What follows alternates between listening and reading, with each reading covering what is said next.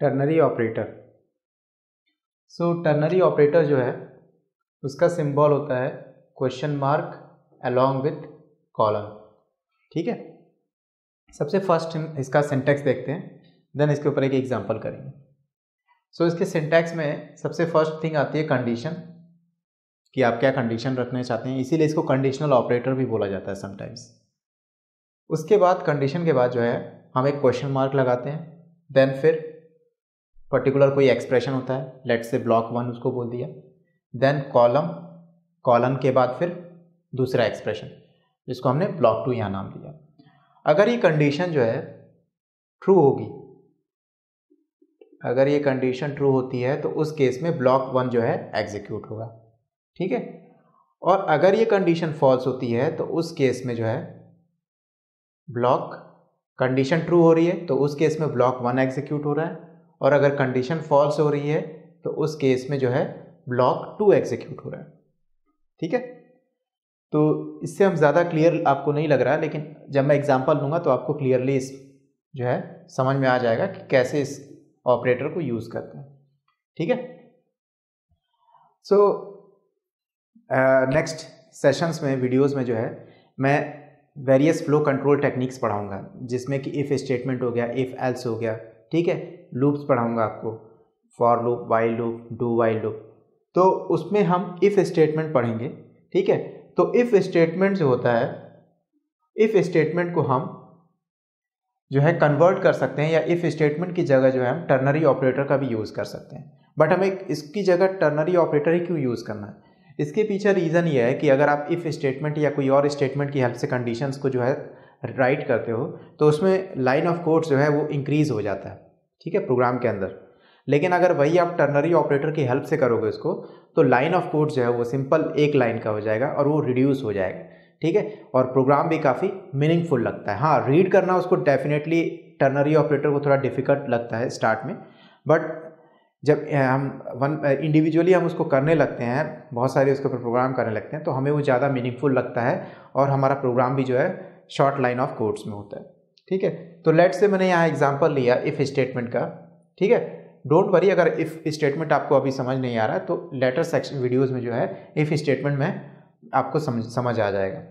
Let's say if और condition मैंने दे दी A greater than B, A and B दो नंबर है, अगर a ग्रेटर देन b है then max is equal to, मतलब मैक्सिमम इक्वल टू a होना चाहिए, else otherwise maximum equal to b होना चाहिए।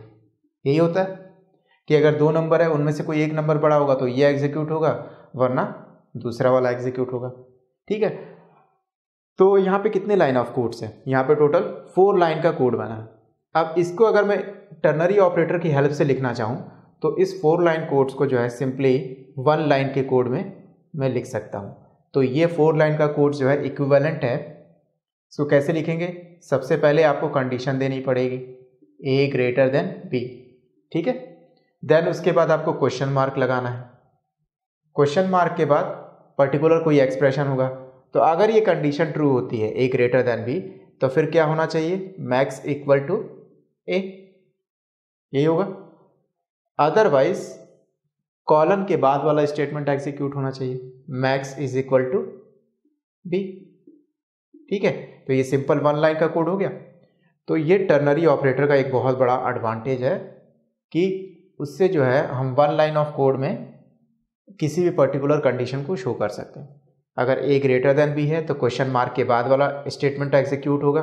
ठीक है, और अगर a ग्रेटर देन b नहीं है तो उसके बाद कॉलन के बाद वाला स्टेटमेंट एग्जीक्यूट होगा, max is equal to b। ठीक है, अब इस पे एक प्रोग्राम करते हैं। ठीक है, लेट्स से प्रोग्राम मैं यहाँ पे जो राइट कर रहा हूँ वो प्रोग्राम किसी नंबर को, अगर कोई यूज़र कोई नंबर पास करे तो वो पर्टिकुलर प्रोग्राम जो है ये बता सके कि वो नंबर इवन है या फिर ऑड है। ठीक है, तो इवन ऑड का कॉन्सेप्ट आप सभी ने पढ़ा है मैथमेटिक्स में, कि इवन नंबर जो होते हैं वो 2 से डिविजिबल होते हैं और ऑड नंबर 2 से डिविजिबल नहीं होते हैं। तो वही लॉजिक जो है हम यहाँ पे लगाएंगे, लेकिन उस लॉजिक को हम टर्नरी ऑपरेटर की हेल्प से जो है परफॉर्म करेंगे। सो मैंने एग्जांपल लिया इवन नंबर और ऑड नंबर का। ठीक है, तो यहाँ पे मैं कमेंट्स नहीं यूज़ करूँगा, डायरेक्टली मैं आप प्रोग्राम करके आपको दिखा रहा हूँ, ठीक है। तो फर्स्ट लाइन ऑफ कोड जो होगी एज यूजुअल ऑलवेज क्या होगा, हेडर फाइल को इंक्लूड कराना। तो हैश इंक्लूड stdio.h, इसमें सारे लेटर्स जो हैं स्मॉल लेटर्स हैं, एस भी स्मॉल में है यहाँ पे। Then main function void main, ठीक है। मेन फंक्शन कोई भी पैरामीटर नहीं ले रहा है यहाँ पे। देन मेन फंक्शन की बॉडी स्टार्ट हो गई। अब यहाँ पे एक वेरिएबल डिक्लेयर करवाते हैं और उस वेरिएबल का डेटा टाइप है इंटीजर। लेट्स से मैंने यहाँ वेरिएबल लिया num, ठीक है। num मीन्स एक नंबर लेगा ये वेरिएबल, और इस वेरिएबल को यूज़र को पास कर दिया मैंने। तो यहाँ यूज़र को मैं मैसेज शो कर रहा हूँ एंटर एनी नंबर, ठीक है, विथ न्यू लाइन। तो इस मैसेज को यूज़र जो है रीड करेगा आउटपुट स्क्रीन पे, enter any number with colon, और वो रीड करने के बाद क्या करेगा, कोई नंबर एंटर करेगा, और वो नंबर कहाँ पे एंटर होगा, न्यू लाइन पे, क्योंकि यहाँ पे मैंने क्या किया है, \n यूज़ किया है। तो ये एक ऐसा पर्टिकुलर फॉर्मेट स्पेसिफायर है जिससे हम क्या कर सकते हैं, नई लाइन पे कर्सर को ले जा सकते हैं। देन स्कैनफ की हेल्प से उस नंबर को जो है रीड करेंगे। नंबर कैसा है मेरा, इंटीजर टाइप का। तो इंटीजर के लिए फॉर्मेट स्पेसिफायर मैंने आपको बताया था कि %d यूज़ करते हैं, डबल क्विट्स क्लोज करेंगे, फिर एक कॉमा लगाएंगे, और फिर उस नंबर का जो है एड्रेस हम प्रोवाइड कराएंगे। तो %, ऑपरेटर की हेल्प से उस नंबर का मैंने आपको एड्रेस प्रोवाइड करा दिया। देन उसके बाद फिर क्या किया जाएगा, उसके बाद जो है हमें ये चेक करना है कि ये पर्टिकुलर नंबर जिसे यूज़र ने एंटर किया है, क्या ये नंबर ऑड है या फिर इवन है, ठीक है। अगर ये नंबर 2 से डिविजिबल है तो उस केस में ये नंबर इवन है, अगर ये 2 से डिविजिबल नहीं है तो उस केस में ये नंबर ऑड है। तो यहाँ पे हम टर्नरी ऑपरेटर यूज़ करेंगे। नंबर हमारा ये नंबर है, इसको मैं क्या करता हूँ, 2 से डिवाइड करता हूँ, और डिवाइड करने के लिए सिंपल मैंने यहाँ डिवाइड ऑपरेटर नहीं यूज़ किया है, यहाँ पे मैंने यूज़ किया मॉड ऑपरेटर। इस मॉड ऑपरेटर की जो है फीचर ये होता है कि ये जो है रिमाइंडर बताता है। अगर आप किसी नंबर को डिवाइड कर रहे हो तो उसका रिमाइंडर क्या आएगा, वो मॉड ऑपरेटर की हेल्प से पता चलेगा। तो नंबर डिवाइडेड बाय 2 जो भी रिमाइंडर आ रहा है, अगर वो रिमाइंडर 0 आता है, ठीक है, तो उस केस में क्वेश्चन मार्क के बाद वाला स्टेटमेंट एग्जीक्यूट होना चाहिए। और क्वेश्चन मार्क के बाद स्टेटमेंट हमने रख दिया है number is even, new line पे रिजल्ट प्रिंट हो जाए, नंबर इज इवन, ठीक है। अदरवाइज कॉलन के बाद वाला स्टेटमेंट एग्जीक्यूट हो, printf new line number is odd, okay.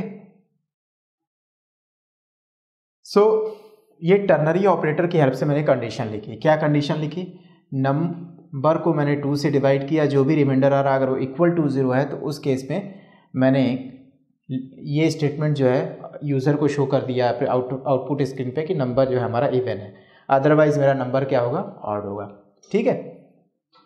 अब इस पर्टिकुलर मेन फंक्शन को हम क्या करेंगे, क्लोज कर देंगे, ठीक है। तो इससे हम क्या कर रहे हैं, एक पर्टिकुलर किसी भी नंबर के ऑड और इवन की कंडीशंस को चेक कर रहे हैं, ठीक है। ये हमारा प्रोग्राम है पर्टिकुलर।